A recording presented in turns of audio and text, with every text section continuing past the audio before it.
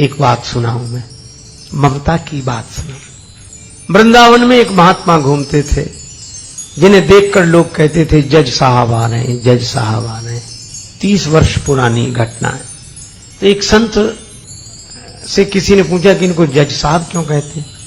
तो कहा कि ये साधु अब हो गए, पहले जज थे, पुराना नाम अभी भी चल रहा है। तो ये साधु क्यों हुए? कहा ये दक्षिण भारत में एक छोटी सी जगह थी, लोक अदालत की तरह, वहां ये जज थे। एक गांव में एक बड़ा सीधा सरल आदमी रहता था, उसका नाम था भोला। भोला नाम तो लोगों ने रख दिया था, क्योंकि वो राम जी के अलावा किसी को जानते नहीं था, ना अन्यम जाने, नैव जाने न जाने। गांव में रघुनाथ जी का मंदिर था और भोला केवट जाति का था। सामान्य परिस्थिति पर उससे जब कोई पूछता कि केवट भैया भोले वो बात कैसी है, तो कहता रघुनाथ जी जाने, मैं तो कुछ नहीं जानता। 2 बेटे 1 बेटी, बेटी विवाह के योग्य हुई। बेटों ने कहा कि पिताजी यहाँ के जो धनी सेठ हैं उनसे कर्ज ले लिया जाए, बहन का विवाह होने के बाद हम लोग कमाएंगे, रुपया चुका दिया जाएगा। केवट गया, सेठ जी ने ब्याज की सामान्य दर जो लेते थे वो तय की, लिखा पड़ी हुई, रुपया ले आए, विवाह हुआ बेटी का। बेटी विदा हुई ससुराल को और केवट ने घर छोड़ दिया। गांव में रघुनाथ जी का मंदिर था, वहीं रहने लगा।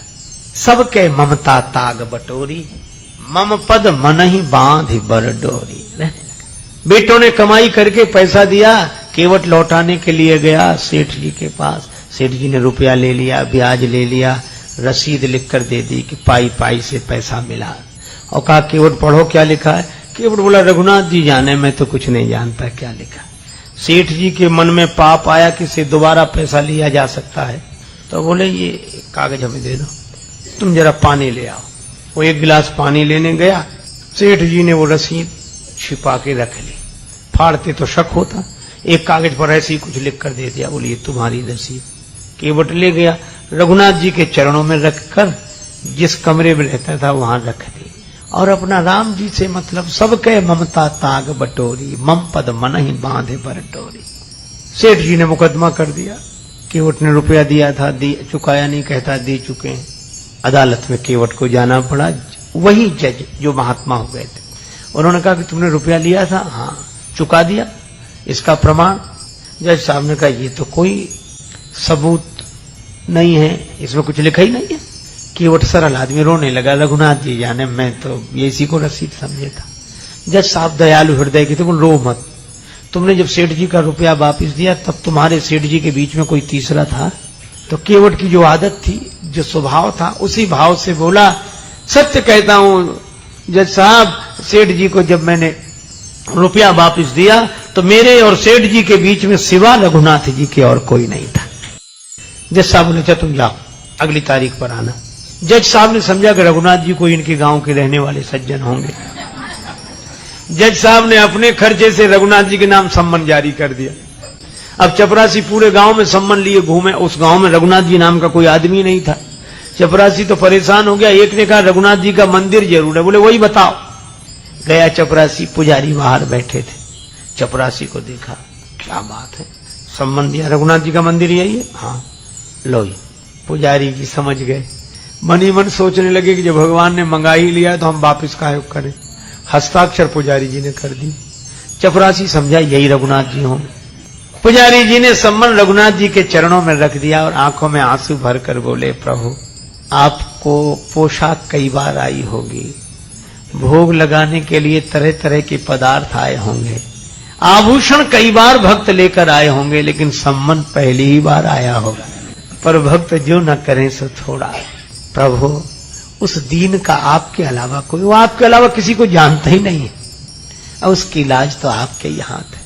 केवट से कहा कि तुमने क्यों लिखा दिया रघुनाथ जी का नाम? केवट बोला कोई झूठ लिखा दिया, हमारे रघुनाथ जी सदा हमारे साथ हैं थे।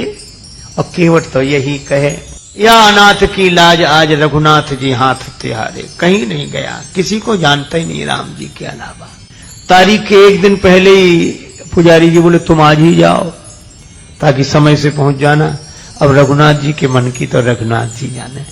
केवट रघुनाथ जी के चरणों में प्रणाम करके चला गया। दूसरे दिन सवेरे पुजारी जी बड़ी जल्दी जगे, भगवान की आरती पूजा की, नया वस्त्र पहनाया, भोग लगाया। उनको लग रहा था आज भगवान पहली बार बाहर जा रहे हैं, कपड़े अच्छे पहना हुए हैं।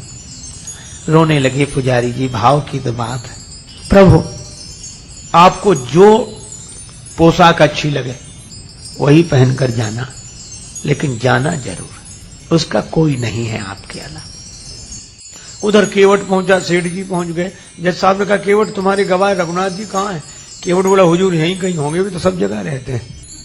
जज फिर भी नहीं समझे, चपरासी को आदेश दिया आवाज लगाओ। चपरासी आवाज लगाने, रघुनाथ हाजिर है, रघुनाथ हाजिर है, रघुनाथ हाजिर है, रघुनाथ हाजिर है, रघुनाथ हाजिर है, हाजिर है। ऐसे 3 नारे जो लगाए हैं तो क्या देखा, एक बूढ़ा आदमी हाथ में लकड़ी पकड़े, कमर झुकी हो, हाथ से इशारा कर रहा है। हाजिर है ऐसे 3 नारे जो लगाए हैं, चाल लटपटी सी एक वृद्ध की झुकी सी देह, दुपटी फटी सी शीस बांधे धर धाये हैं, हाथ माह छड़ी पड़ी तुलसी की हिये माल, माथे पर रोरी चारु चंदन चढ़ाए हैं, साहब के सामने विनीत चपरासी साथ, आज रघुनाथ जी गवाह बने आए। भगवान गवाह बनकर आ गए। जज साहब ने देखा, गज सेठ जी चौंके कि ये कौन है? जज साहब ने कहा कि आप थे वहां। रघुनाथ जी ने कहा केवट ने रुपया दिया है, उसका प्रमाण बोले इन्होंने रसीद भी लिख ली थी। सेठ जी को यहीं रखा जाए। इनके मकान में सामने वाली बैठक की सामने वाली दीवार में 3 अलमारियां हैं, बीच वाली अलमारी में वही रखी है 32 नंबर की, उसी में वो रसीद अब तक सुरक्षित है। सर्वांतर्यामी भगवान से क्या छिप सकता। सिपाही भेजे गए, बही मिल गई, रसीद मिल गई। सेठ जी को दंडित होना पड़ा। केवट भाई इज्जत भरी हुआ, रघुनाथ जी तो गायब हो गए। पहले काम तो हो ही गया था।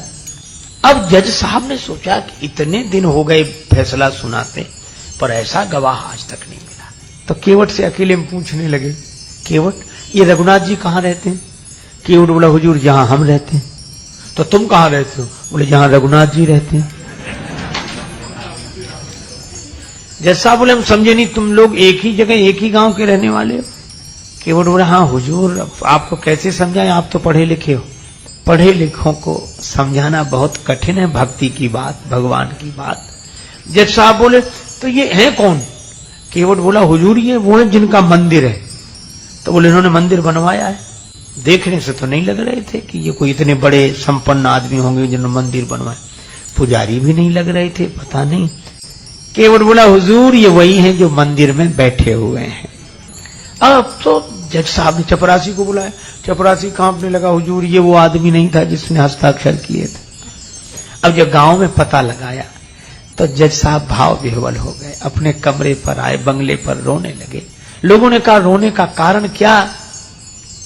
जज साहब रोते हुए बोले, शिव सारद नारद शेष गणेशहु के नहीं ध्यान में आते रहे, सोई आज विनीत अदालत में केवटा के गवाह कहाते रहे। अरे तो इसमें रोने की क्या बात है? खुश होना चाहिए कि दर्शन हो गया। और चले गए तो वे तो जाते ही। जैसा बोले सुख धोखे हूं दर्श दिए को भयो, दुख नाहिन जो तज जाते रहे। फिर रो क्यों रहे हो? बड़ी भाव भरी बात कही। जज साहब बोले आज मुझसे बहुत बड़ी गलती हो गई। कौन सी? कुर्सी पे बना जज बैठा रहा, जगदीश खड़े समझाते रहे। कुर्सी पर जज बना बैठा रहा और जिनकी अदालत में सबको उपस्थित होना पड़ता, वे भगवान खड़े खड़े गवाही देते रहे।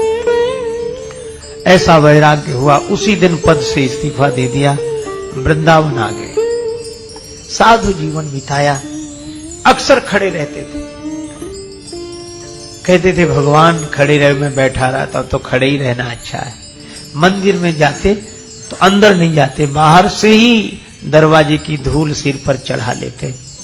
कोई कहता कि अंदर क्यों नहीं जाते, तो कहते कि मैं उन्हें मुझे दिखाने लायक नहीं हूं, मुझसे जो अपराध हुआ।